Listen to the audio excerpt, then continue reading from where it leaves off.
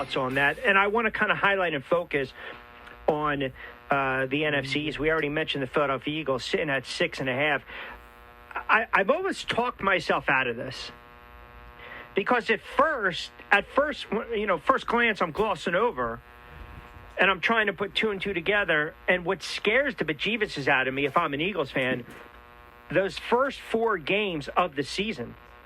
You go on the road and you're going to be dogs against the Atlanta Falcons. But if you figure out a way to win that game with essentially a rookie quarterback and a rookie head coach, that's huge for you.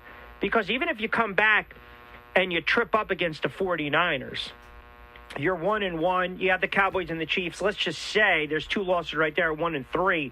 I don't think the Panthers are going to be as good as people think.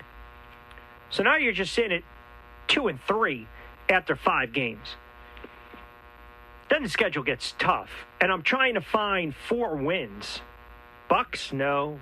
On the road against the Raiders or the Lions, no. Maybe the Chargers. They always seem to do well against the Giants. Maybe they split.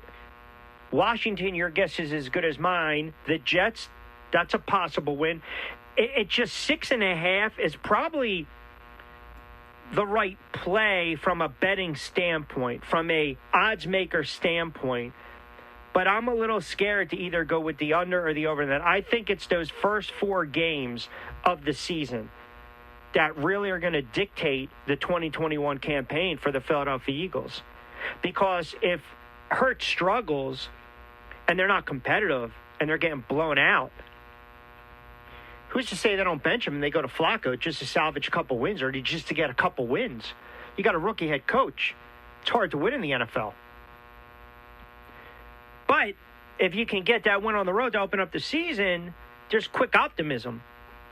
Even if it's short-lived and you lose against the 49ers, can you find 7 wins on that schedule?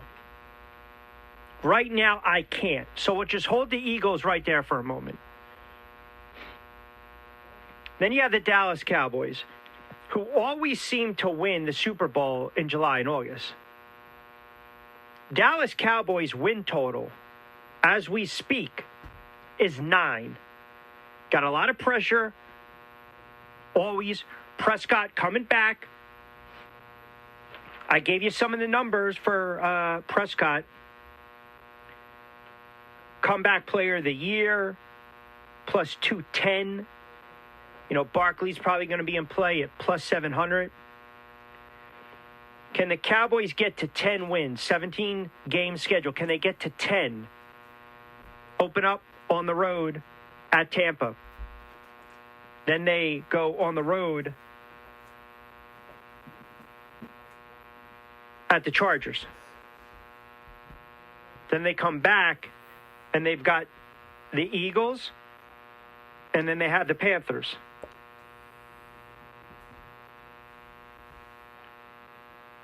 Then they've got the Giants.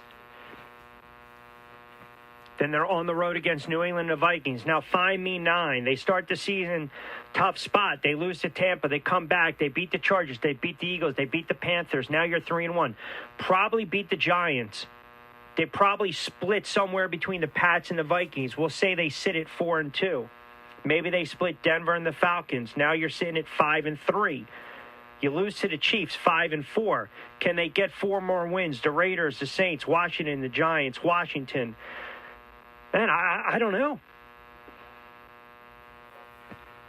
I mean, this is why these guys are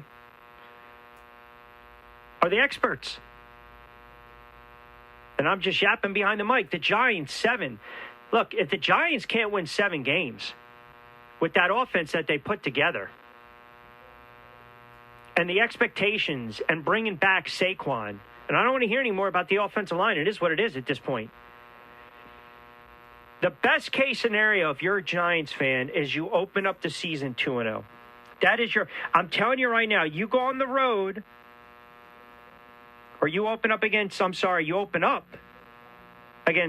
home against Denver, which is kind of a rarity for the Giants. Home opener, 425 game, and you beat Washington, you're 2-0. There's a ton of optimism. And they can certainly beat the Falcons, and they can certainly beat the Saints. So the Giants might be one of these teams where, oh my God, they already got to 3-1 or 4-0 or 2-2, and they're the talk of the NFL a month into the season. Well, you probably have to be 3-1, 4-0. But then the Cowboys, the Rams, they've got the Chiefs, the Raiders, Tampa Bay. They always struggle against the Eagles. They always struggle of late against the Dallas Cowboys. You know, they play well against Washington. Can you beat the Bears on the road? Sure you can. Can you beat the Chargers in Miami? Sure you can. Can they find 8 wins? Can you scratch out 8 wins if you're a Giants fan? Can they find 8? And if they're going to find 8, they got to be led by the quarterback. Have to.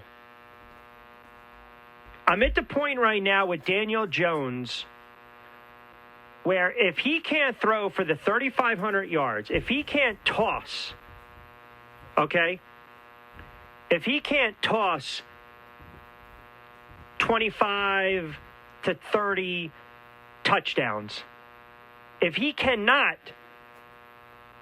not turn the ball over 15 times and maybe rush for 350, 400 yards and a couple of rushing touchdowns with his legs, and that defense gets to the quarterback, you've got enough weapons where, yeah, this is it.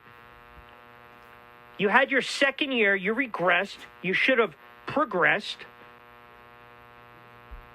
and this is going to be it for Daniel Jones. Denver, Washington, the Falcons, Saints. Man, you get to that 3-1 for the Cowboys, you're feeling pretty darn good about yourselves because you're probably losing to the Cowboys and the Rams to get to 3-3. And then the Panthers, 4-3. You lose to the Chiefs, 4-4. Maybe you split against the Raiders and the Bucks. Now you're a 5-5 team where you got the Eagles. All right, I'll give you the win at home, 6-5. Go to Miami. You play the Chargers. I'll give you 2 wins right there, 8-5. You have to come back and figure out a way to beat the Cowboys. You can't get swept. So now you're 9-what? You're 9-5. You lose to the Eagles. You probably lose to Washington. Now you're sitting at 9-7. If you can figure out a way to get to 10, that's perfect. But hell, at this point, I'll take the New York Giants winning 9 games this year. And then the wild card, I think, is the Washington football team, sitting at 8.5. And Corey Parsons brought up a great point. You don't need the quarterback to light it up. That defense is going to win them games. I think people are sleeping on Washington. I really do. And they got a heck of a first 5-game schedule. Chargers, Giants, Bills, Falcons, Saints. Sneak out a couple wins here and there, and then boom. Chiefs, Packers, Broncos, Bucks. They got a tough schedule in October. But, man, you got Sweat, you got Young. I mean, it almost reminds you of Dolman and Millard back in the day, right? In 89 with Minnesota. 39 combined sacks. You know, Collins is probably going to come back motivated. Very interesting, the NFC East. 4:54, last time out. We'll close at hour number 1.